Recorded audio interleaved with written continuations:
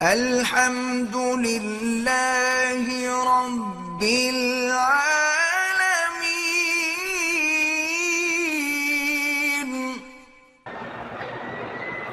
اگر کوئی گستاخ صحابہ ہے، صحابہ کو تبرہ کرتا ہے تو اس کی دکان سے بالکل کوئی چیز نہیں لینا چاہیے، کیونکہ صحابہ کو تبرہ کرنے والا تو کافر ہے۔ تو کسی کافر سے سودا، وہ دوسرے کافر جو ہے نا، وہ جو کہتے تو ہے نا کہ ہم کافر ہیں، یہ زیادہ خطرناک ہے۔ یہ تو اپنے آپ کو عاشق سمجھتے ہیں اہل بیت کا۔ کہتے ہیں کہ حضور صلی اللہ علیہ وسلم نے اجتماع کہتے ہیں کندھا نکالنا، 7 چکروں میں فرمایا 3 میں 7 میں۔ میں نے میقات سے جب نیت کی تو بند چپل پہنے ہوئے تھے، 2 گھنٹے کے بعد میں نے وہ اتار دیے۔ 12 صدقہ کرتے 5-10 ریال۔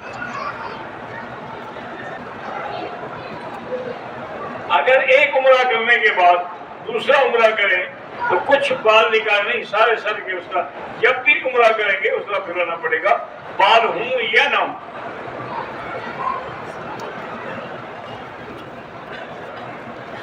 ہم غیر مسلم علاقے میں رہتے ہیں، عیسائی اسکولوں میں پڑھتے ہیں، دعا کریں کہ اللہ میرے بچوں کو، اللہ آپ کے بچوں کو عیسائیت کے اور ہندو مت کے فتنے سے محفوظ رکھے۔ ایک عورت نے نکاح کے بعد دوسرے آدمی کے ساتھ بھاگ گئی، اس سے شادی کی، پہلے مرد نے طلاق نہیں دی، وہ شادی نہیں ہوتی، وہ زنا کر رہی ہے۔ جب تک کہ پہلا مرد شادی نکاح طلاق نہ دے، کورٹ نے فیصلہ کیا، تو انگریزی کورٹ ہے، اس میں کوئی اسلامی قانون تھوڑا چلتا ہے، وہ تو لانڈ نکالنے کا قانون ہے۔ اس لیے لیکن مشورہ میرا یہ ہے کہ ایسی ذلیل عورت کو طلاق دے دو، یہ نہ کرو وہ گناہ کرتی ہے تمہارے کھاتے میں لکھے جائے۔ جب وہ بھاگ گئی، اسے شادی بھی کر دی، تم کیوں ضد کر کے بیٹھے ہوئے طلاق نہیں دیتے ہو؟ چھوڑو طلاق، تو لعنت بھیجو ایسی عورت پہ۔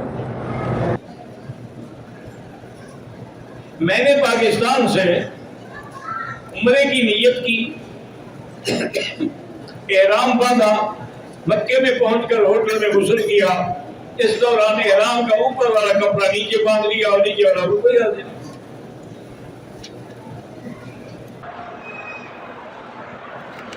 کہتے جی کہ ایک ہندو کا سوال تھا کہ ہم بھی پتھر کی پوجا کرتے ہیں، آپ بھی پتھر کے گرد طواف کرتے ہیں، کیا فرق ہے؟ بڑا فرق ہے۔ ہمیں اللہ کا حکم ہے، آپ کے پاس کسی چیز کا حکم نہیں۔ دوسرا یہ یاد رکھیں، لیکن اب ہم پہلی منزل پہ طواف کر رہے ہیں تو کعبہ نیچے ہے کہ نہیں ہے؟ اگر ہم پوجتے ہوتے تو کعبہ تو نیچے نہ ہوتا نا۔ یہ تو اللہ کا حکم ہے کہ میرے کھانے میں طواف کرو۔ ہم تو اس کو کوئی نعوذ باللہ بت نہیں سمجھتے۔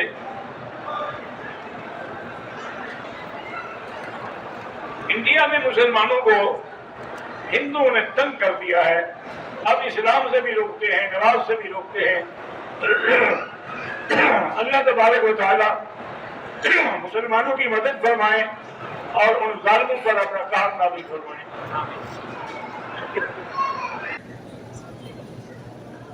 کہتے ہیں کہ بہت ساری دکانوں پہ میں نے دیکھا ہے کہ پران کمپنی کی چیزیں فوت ہوتی ہیں، حالانکہ پران کمپنی جو ہے یہ قادیانی ہوتی ہے۔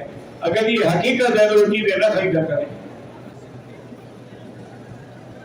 محمد آفتاب جو ہے کل سے زیادہ پریشان ہیں، 2000 دفعہ روزانہ درود شریف پڑھا کریں اور استغفار پڑھا کریں، 1 مہینے میں قد اتر جائیں گے۔